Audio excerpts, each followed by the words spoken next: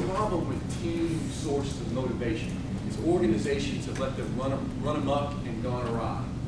We think the way to do team motivation is through organized and structured and mandated team activities. We're going to play softball every Thursday at 6 p.m. I don't care if you don't like softball. I don't care if you don't like sports. I don't care if you don't like things that are soft. I don't care. We're playing because you know what? We're going to be a team here, and we're going to have a culture whether you like it or not. Now, y'all don't do that, but there are a lot of companies out there, including one of your competitors, that does a lot of that. The way to manifest or move people using team motivation is to not be the seller, you said it, but be the buyer. Now, when I say be the buyer, y'all, a lot of folks nodding. I got a lot of buyers. I got my eyes on buyer. What do I mean by be the buyer? What do I mean by be the buyer?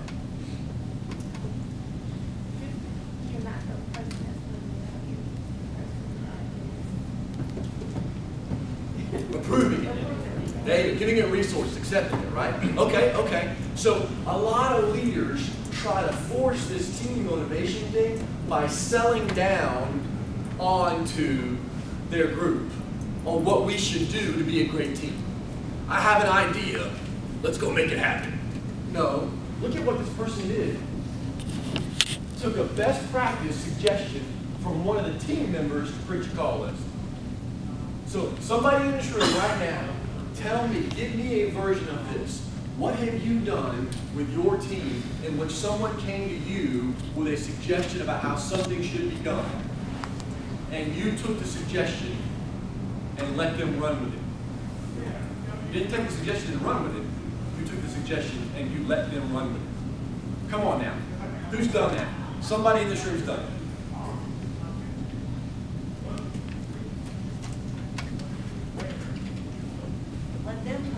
The idea to the group and get buy-in. You know, it's their idea. Let them own the idea and present it to the group and then get buy-in from their peers on it. Okay. Is there a hardcore example anybody's used yet? With this type of thing? All right, let me go from hardcore to hypothetical. We'll be forward-looking instead of backward-looking. That's what leaders should do, right?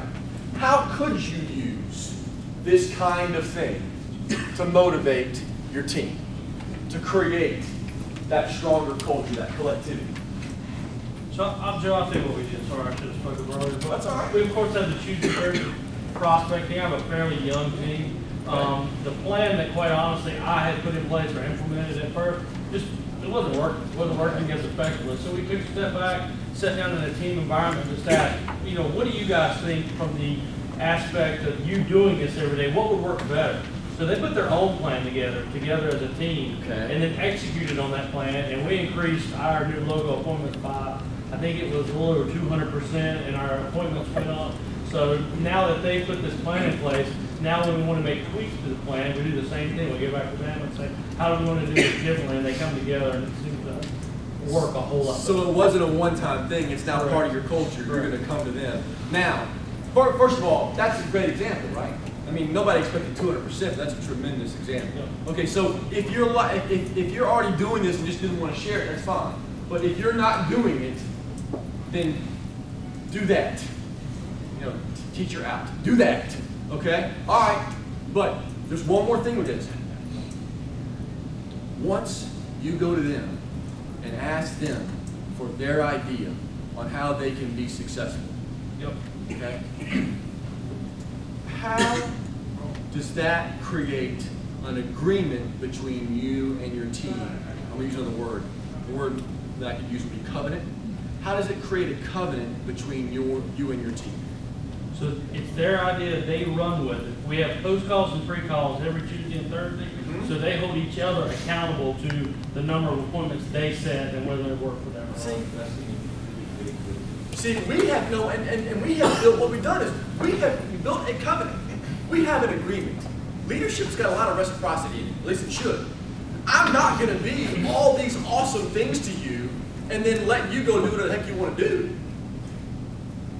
Relationships require reciprocity in sales 101. So what I'm doing here is I'm saying, okay, my idea didn't work. I'm a big enough person to admit that my calling plan wasn't working. So, what y'all got? And they go, oh, process. Oh, yeah. Collaborate. And they bring me back their plan. And I take their plan and I say, cool, run with it. How are they now more accountable? How is a covenant created? Treated themselves, they have a higher expectation or standard for themselves. Okay. Something they thought of that they're implementing, as well as their team members. Yep. You admitted that yours didn't work. Yep. Imply that theirs should work. Should work. Same thing. Yeah. And they're no longer failing you, they're failing themselves. That too. Okay. All those things go in any organization of any kind, even the best and most noble ones. Anything that comes from the top down, there's a built-in rationalization from those who receive instruction that it could be the instruction that is causing my failure. Let me say it again, because I want y'all to get this stuff, okay? In any organization, when instructions come from the top down, there is a built-in rationalization among those receiving the instruction that the reason that I'm not successful is because the instruction is flawed. Y'all got me on that? If they created the process, they're accountable to the performance. They're more accountable to their own performance if they created the process. They can't blame the process. We got folks all over the country who are not making sales right now. It's because the call script is bad, or Verizon's this is bad, or the lighting in here is bad, or it's 2 degrees too hot, or it's 2 degrees too cold, or whatever. All those things were put down upon me by somebody else. It's your process. We sit at a table. You spec'd it out. You collaborated and did it. Now go perform.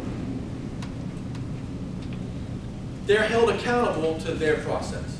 That's a big, big piece when you're talking about utilizing this thing, and that's what this individual did as much as anything else. All right, last point. Mission. You guys are pretty good at this. So we'll probably spend our least amount of time on it. But it's important when you understand. Mission. We can move people by inspiring behavior by offering a common cause. We can move people by inspiring their behavior by offering a common cause. Now here's where companies have gone wrong with mission. Companies have gone wrong with mission as a motivator for a couple of reasons. One, the mission is not specific. The mission is a mission statement, or our 15 core values. I don't know how many Verizon has, but most companies have somewhere between 15 and 115 core values. Okay? So here's what I'm going to do. When things aren't going well, and you're struggling a little bit on the phones, you're out in the field, and customers aren't responding, you're getting beat by your competitors, and things are going bad, you know what?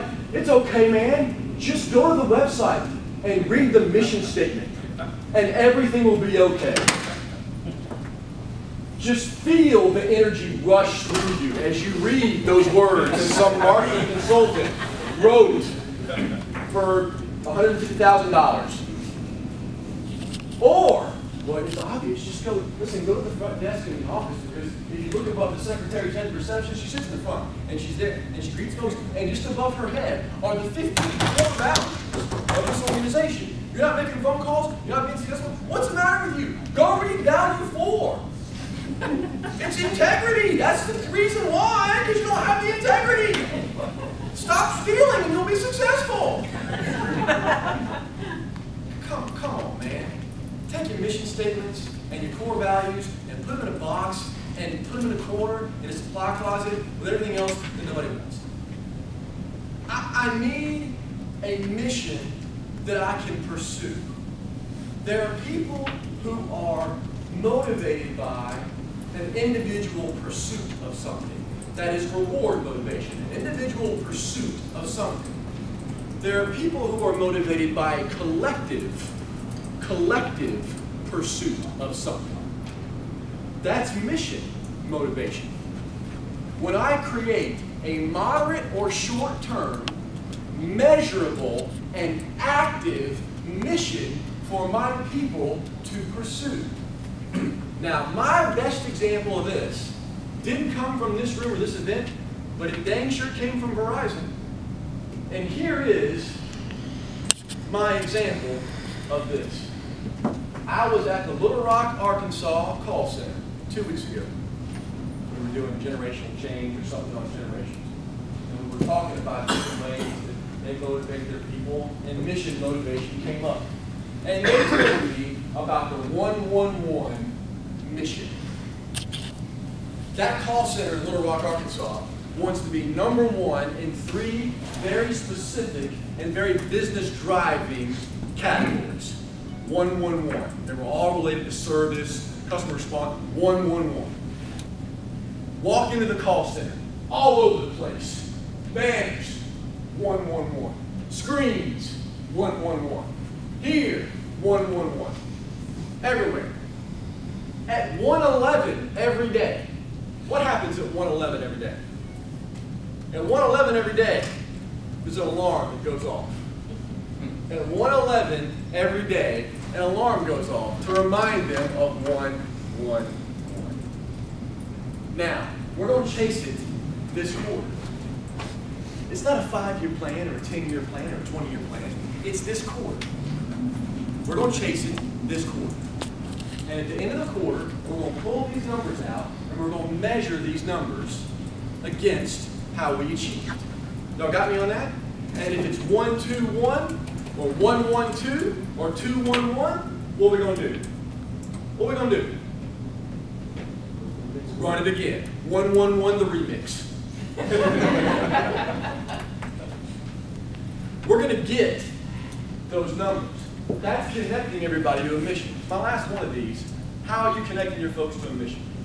How are you doing it? How are you connecting them to a common cause? I've got to 11:30, right? Yeah, 11:15. Okay, I'm sorry. Okay. Well, then I'm over.